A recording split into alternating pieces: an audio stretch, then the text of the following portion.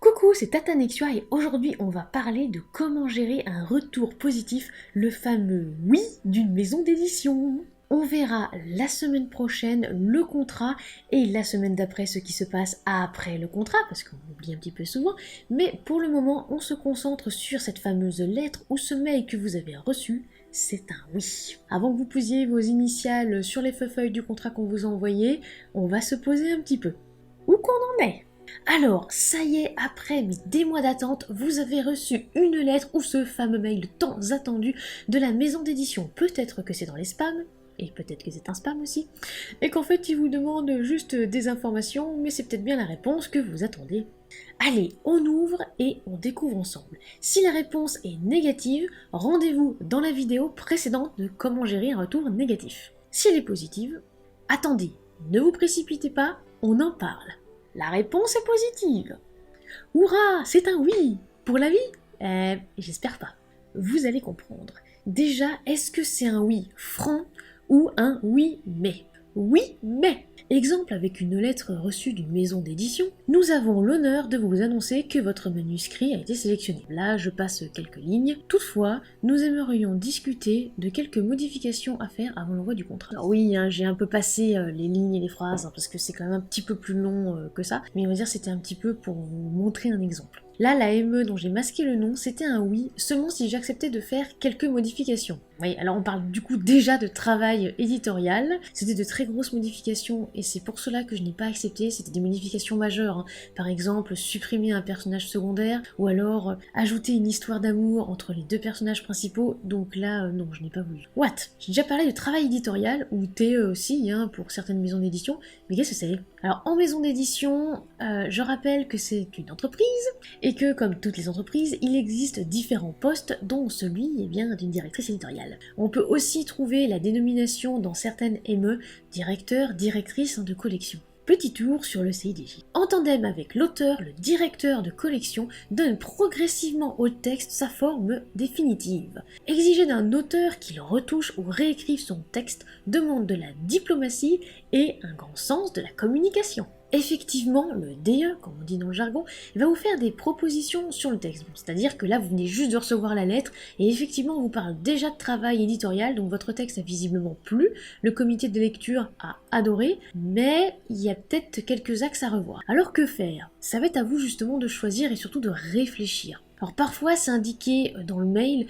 ou même sur la lettre qu'il faut contacter un numéro de téléphone ou alors un mail aussi. Souvent on va vous mettre en relation directement avec un DE, peut-être même avec l'éditeur ou aussi, ça m'est déjà arrivé, avec le président d'un comité de lecture. Si vous acceptez et que vous vous engagez, vous allez recevoir un contrat. Donc le oui. C'est un oui franc. Attention, cela ne veut pas dire que votre texte va être publié tel quel.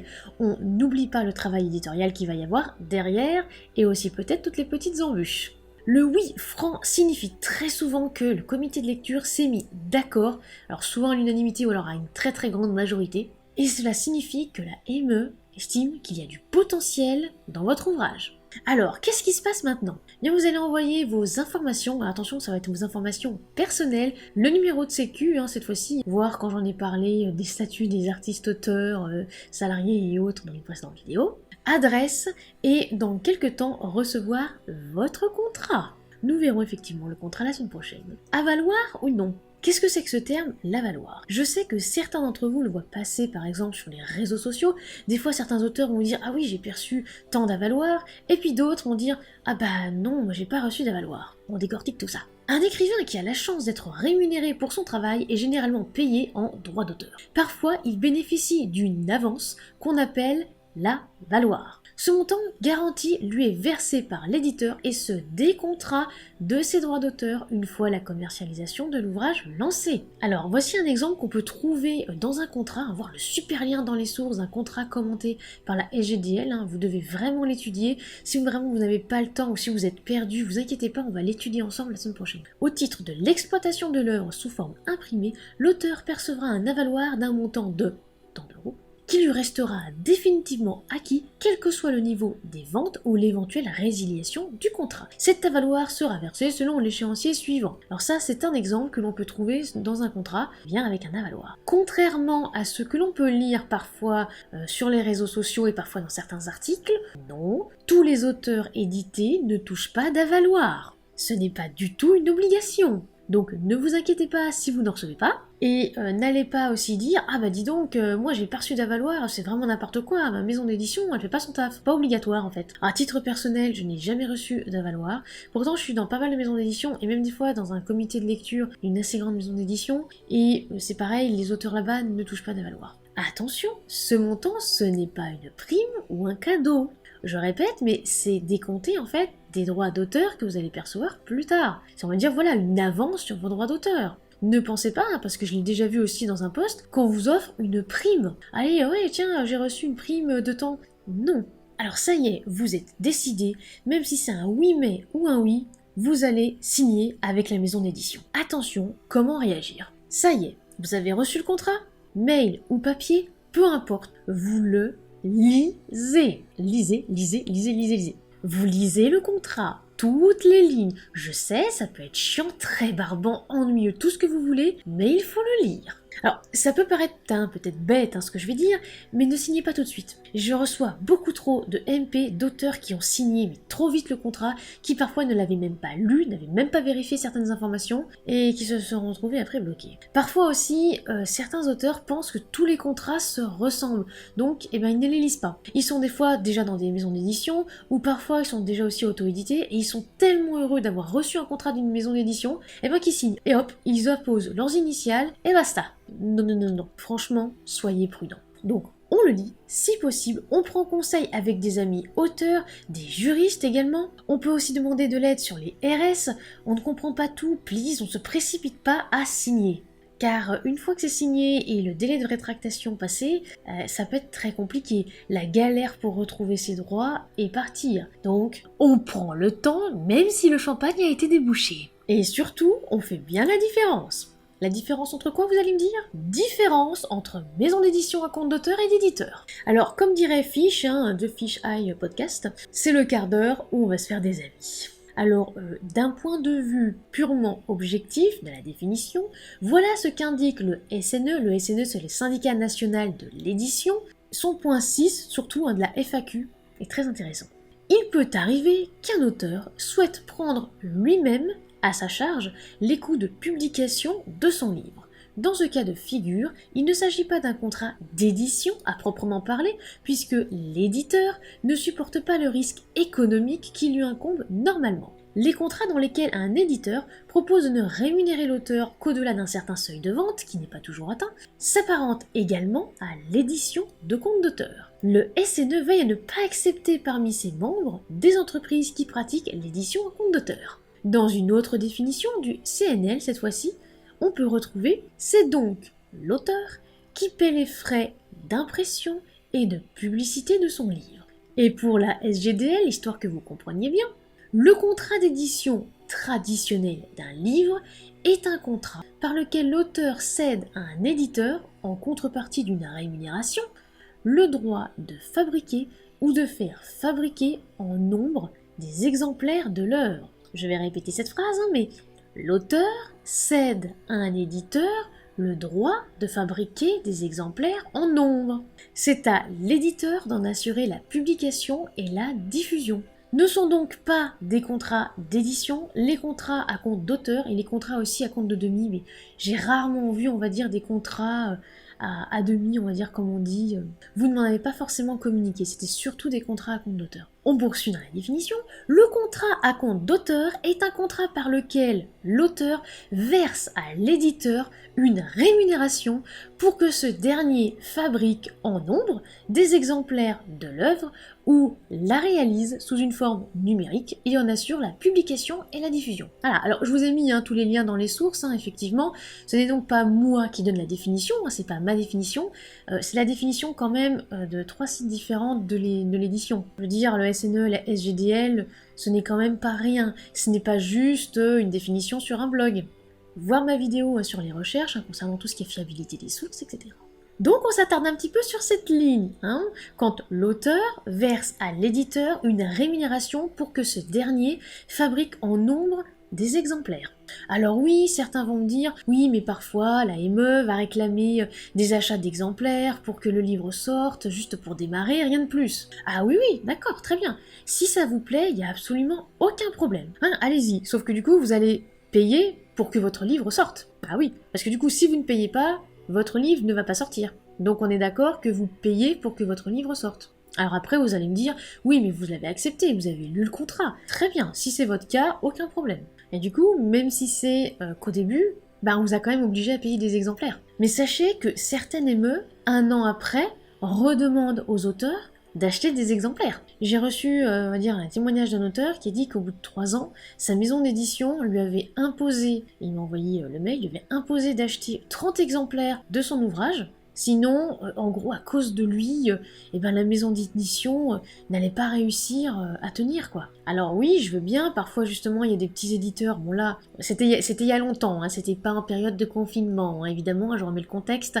en période de confinement, je veux bien, il y a effectivement des petits éditeurs qui vont avoir du mal, et j'ai d'ailleurs énormément encouragé mes amis, surtout ceux justement qui avaient complètement fini leur palle, à aller s'approvisionner dans les petites librairies et chez les petits éditeurs, évidemment, mais là non, là on parle d'un témoignage que j'ai reçu mais il y a bien avant que j'ai écrit cette vidéo et bien avant le confinement. Et là j'ai trouvé ça un petit peu moyen. Parce qu'en fait du coup au final la maison d'édition va imposer à tous les auteurs d'acheter beaucoup d'ouvrages et pour certains ils en ont encore des années après. Alors si vous êtes d'accord pour rentrer dans une structure comme celle-ci, aucun problème. En revanche, mettez-vous dans la tête d'un jeune auteur débutant. Est-ce que c'est vraiment ce qu'il va rechercher? La plupart en plus des jeunes auteurs ou des auteurs débutants qui viennent me demander des conseils sont étudiants, ou par exemple sont au RSA, donc n'ont pas forcément beaucoup de revenus. Une maison d'édition qui va leur imposer un achat d'exemplaires, je ne les recommande pas pour eux. Si après il y a des auteurs un peu plus expérimentés ou qui ont un peu plus de réseau, qui ont envie pourquoi pas d'aller dans une maison d'édition comme ça, aucun souci. Mais mettez-vous vraiment dans la peau, et surtout aussi dans le portefeuille, d'un jeune auteur. Non, je ne recommanderais pas ça pour les jeunes auteurs. Il vaut mieux pour eux une maison d'édition qui prend tout en charge, qui les met en confiance, qui va vraiment les conseiller, les épauler et les assister du début à la fin. Je précise aussi, quand je dis plume débutante, je ne parle pas forcément aussi de l'âge, même si là j'ai parlé des étudiants, il y a aussi également ceux qui sont RSA, il y a aussi effectivement les retraités, rien à voir avec l'âge qu'il y a sur la CNI. C'est vraiment pour dire ceux qui rentrent dans le circuit. Des fois, ils ne connaissent absolument rien. Il vaut mieux leur dire, faites vos recherches par vous-même, regardez justement les maisons d'édition qui pourraient peut-être vous intéresser, plutôt que de dire, ah oui, mais écoute, ma maison d'édition, elle est géniale, même si il y a ça et ça comme frais, ça va. Je rappelle que la définition GDL, concernant le contrat d'édition à compte d'éditeur, l'éditeur prend tout en charge. Ça veut dire, les auteurs ne payent rien, c'est la définition même d'une maison d'édition à compte d'éditeur. On revient aussi sur la phrase « L'auteur cède ses droits à un éditeur en échange du risque pris par l'éditeur qui assume la publication de l'ouvrage. » Ou encore, l'édition traditionnelle ne comporte aucun risque financier pour l'auteur, car ce risque, c'est l'éditeur qui l'assume. Si votre livre ne se vendait pas, vous seriez triste, certes, mais vous ne sortiriez pas de cette expérience endettée jusqu'au cou. Et si je dis cela, c'est parce que j'ai une amie à moi qui s'est complètement faite avoir, alors elle était jeune, c'était il y a longtemps, elle n'avait pas forcément, on va dire, le recul, et elle n'avait pas forcément aussi cherché de l'aide, voilà, elle était un petit peu perdue, elle a reçu un contrat, elle a signé tout de suite. Et elle ne s'est pas du tout rendu compte que dans le contrat, ça imposait une très grande somme d'argent pour être publié. Si vous avez envie de payer pour être publié, il n'y a aucun problème. Moi, je sais que j'ai un auteur, alors c'est on va dire une connaissance de salon un petit peu foufou dans sa tête, lui ça ne le dérange absolument pas de payer pour être publié. Oui, il y en a, j'ai aucun problème avec ça. En revanche, j'ai plus de problèmes avec justement les gens qui n'ont pas lu le contrat, parce que justement ils étaient un petit peu perdus, que personne ne les a conseillés, ou qui ont un petit peu de mal avec tout ça, et qui malheureusement se font peut-être un petit peu embrouiller ou embarquer par d'autres. Ça, j'ai un petit peu plus de mal à l'accepter. Même si vous, ça ne vous dérange pas de payer 5000 € pour être publié, mais n'oubliez pas que certains n'ont pas l'argent et ne se rendent peut-être même pas compte de ce que cela implique. J'ai quand même une de mes amies qui a dû prendre un crédit, et elle a mis du temps en plus à le rembourser, parce que pour elle, il fallait forcément payer pour être publié. Non. Alors, c'est quoi aussi les coûts de publication? Qu'est-ce que ça englobe quand on dit justement que c'est à l'éditeur d'assumer les coûts de publication? Alors évidemment, les coûts de la publication, ça englobe plein de choses. Pour arriver à la publication de l'ouvrage, il y a plusieurs étapes. Déjà, il y a la correction, il y a la réalisation de la couverture, il y a le maquettiste. Alors oui, certains auteurs dans certaines ME dites à compte d'éditeur ont dû parfois mettre la main à la pâte pour réaliser la maquette. Ouais, j'ai reçu des témoignages comme ça. Alors moi, par étude personnelle, je suis absolument pas certaine de réaliser une maquette, hein, donc franchement, chapeau les gens. Mais normalement, ça fait partie du travail de l'éditeur. L'impression, la diffusion, la promotion. Et je ne parle là que des coûts de publication, hein. Je mets pour l'instant de côté l'obligation de l'éditeur de déposer les ouvrages à la BNF par exemple. Et je le glisse comme ça aussi, hein. Je rappelle que c'est gratuit, le dépôt. Contrairement à ce qu'on peut lire dans certains articles, il faut payer la poste pour envoyer l'ouvrage. Non, il y a une franchise postale dessus, mais on y reviendra. Alors, ce qui signifie, si je suis ce raisonnement, hein, que si l'auteur prend à sa charge un de ces points, c'est une ME à compte d'auteur. Je vous laisse y réfléchir. Si vous avez envie de débattre, n'oubliez pas quand même de rester respectueux. Parfois, certains auteurs sont complètement fans des ME à compte d'auteur, parfois parce qu'ils ont eu des mauvaises expériences, d'autres auteurs n'ont pas du tout eu envie de payer et se sont fait complètement avoir. Restez bienveillants entre vous. Le but, c'est juste que vous fassiez un choix éclairé. C'est-à-dire que vous avez vraiment tous les éléments à votre portée et que vous avez choisi en votre âme et conscience. Attention, mais ça, vous allez le voir en lisant le contrat, certaines maisons d'édition peuvent dire sur leur site internet qu'ils l'affichent même fièrement et qui montrent aussi comment justement elles peuvent soutenir et assister l'auteur dans ses démarches. Alors oui, moyennant finance, mais au moins c'est transparent. J'ai d'ailleurs aucun souci avec celle-ci. À partir du moment où c'est annoncé clairement et c'est pas pour piéger un jeune auteur, ça me dérange pas. Ce qui me dérange vraiment le plus, c'est celle qui tendent un petit peu des pièges et qui envoie des fois un contrat un petit peu obscur et l'auteur est complètement perdu. Et très souvent, il signe parce que l'AME le pousse ou parce qu'il se dit bon il y a une maison d'édition qui a accepté mon ouvrage, c'est génial. Mais voilà, les maisons d'édition qui font signer un contrat, puis après il y a un avenant, donc un avenant c'est une clause additionnelle, et puis après encore un autre, etc., que vous ne lisez pas forcément, là ça peut vraiment être un cercle infernal. Je recommanderais toujours des maisons d'édition à compte d'éditeurs,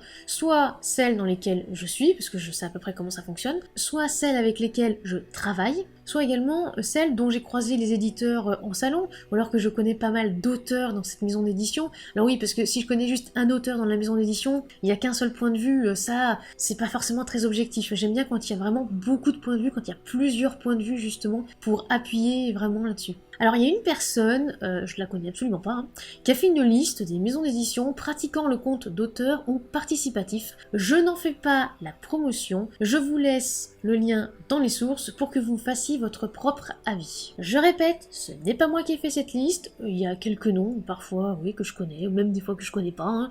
Je ne peux pas forcément juger, mais il est vrai qu'au nombre de regards, de contrats que je vois passer dans les MP, même parfois des fois sur les réseaux sociaux, quand vous masquez le nom de la maison d'édition, on s'aperçoit qu'il y a vraiment des lignes que parfois vous n'avez pas lues. Lisez bien votre contrat de A à Z. On va le voir ensemble, on va décortiquer ça ensemble. Vous allez peut-être trouver ça chiant, mais c'est une étape importante. Si vous êtes étudiant, vous avez peu d'argent ou alors retraité, si votre rêve est de publier un livre, allez vers des maisons d'édition qui ne vous feront à rien payer, du début à la fin, qui ne vous imposeront pas d'acheter des exemplaires pour sortir votre livre, parce que sinon vous allez peut-être vous retrouver obligé à contracter des crédits, et je pense pas que c'est ça que vous voulez. Certains trouvent leur compte très bien, mais en tant que jeune auteur, réfléchissez à ce que vous voulez. Faites votre propre choix. Si vous ne voulez absolument rien payer, alors je vous orienterai vers les ME traditionnels ou à compte d'éditeurs que je connais dans lesquels j'ai confiance. En bref, ne buvez pas tout de suite le champagne et n'annoncez pas le contrat sur les RS avant de l'avoir reçu. Car s'il s'avère que c'est une maison d'édition à compte d'auteur, la déception sera encore plus grande pour vous. Donc déjà, on attend avant de l'annoncer, on regarde bien le contrat, on le lit. Vérifiez si c'est une maison d'édition à compte d'auteur, glanez des infos, regardez la réputation de cette maison sur les RS, aussi également si elle fait assez la promotion de ses ouvrages. Renseignez-vous. Écoutez également les auteurs qui partagent leurs expériences. Je ne vais pas le répéter, mais récemment sur un groupe Facebook, il y a une autrice qui s'est plainte parce qu'elle n'avait pas reçu ses droits d'auteur depuis plusieurs années. alors que certains l'avaient mise en garde. Donc oui, il y a très très longtemps. Certains l'avaient mise en garde en lui disant « Ah oui, mais cette maison d'édition, ne signe pas avec elle, elle ne te paiera pas TDA. » Parce qu'ils en avaient eu l'expérience. Si vous n'écoutez pas ces auteurs-là, que vous signez, et qu'après, des années plus tard, vous vous rendez compte qu'ils avaient raison, c'est un petit peu dommage, parce que là vous vous retrouvez un petit peu dans une galère, là ça va être très compliqué, et souvent, vous êtes un petit peu déçus. N'oubliez pas, même si je suis peut-être un petit peu optimiste, mais les auteurs entre eux, en tout cas ceux que je connais, ceux que je côtoie au quotidien, ne sont pas jaloux. Soit ils sont déjà dans des maisons d'édition, soit ils sont déjà en auto-édition, ça peut être aussi des hybrides comme moi. Personnellement, quand on m'envoie un contrat et que je dis à la personne attention, là tu vas quand même payer beaucoup de choses, hein, t'as vu ce paragraphe-là, il te demande quand même de payer 450 € pour la correction, c'est pas vraiment ce qu'il te faut pour toi. Si vous dites ah là là, mais t'es jalouse, je vais signer quand même. Essayez un petit peu de prendre du recul, et aussi peut-être de vous remettre en question. Oui, je sais, vous êtes très fiers d'avoir reçu un oui pour votre manuscrit, c'est génial, il n'y a absolument aucun problème. Mais c'est pas pour autant qu'il faut foncer, bondir sur le premier contrat qui vient. En cas de doute, demandez à un juriste professionnel. Et n'oubliez pas que dans certains contrats de la vie courante, comme par exemple votre assurance aussi, vous pouvez avoir souscrit une protection juridique. Voir les détails dans les liens de la description, ça peut vous être utile. Alors vous avez aussi des consultations qui sont gratuites, soit dans les maisons de droit, soit dans les mairies aussi également. Des fois, il y a des petites alcôves avec un conseiller juridique ou un avocat qui se déplace 1 à 2 fois par semaine. N'hésitez pas, vraiment, si vous avez un doute, demandez. Voilà, c'était la vidéo sur la gestion d'un retour positif d'une ME, j'espère qu'elle vous aura plu. La semaine prochaine, on va étudier les contrats d'édition en long, en large et en travers. Oui, ainsi que les pièges à éviter. Vous allez voir avec la SJDL, on va bien s'amuser. N'oubliez pas de vous abonner, de lâcher un like ou un petit commentaire, ça fait toujours plaisir. Et en attendant de se plonger dans le contrat d'édition, n'oubliez pas que vous pouvez me retrouver sur les RS, qu'il y a également les plateformes de soutien participatif qui sont ouvertes sur Tipeee et Utip. Je remercie d'ailleurs énormément mes tipeurs, le mois de mai a juste été exceptionnel. Merci infiniment à vous, je vous aime à un point vous n'imaginez même pas, car grâce à votre don, on va pouvoir mettre ça de côté pour pouvoir acheter du meilleur matos. Oui, je sais, vous attendez qu'une chose, c'est que je change cette webcam pourrie. Ne vous inquiétez pas, vos plaintes ont été entendues. Et en attendant la prochaine vidéo, soignez votre plume.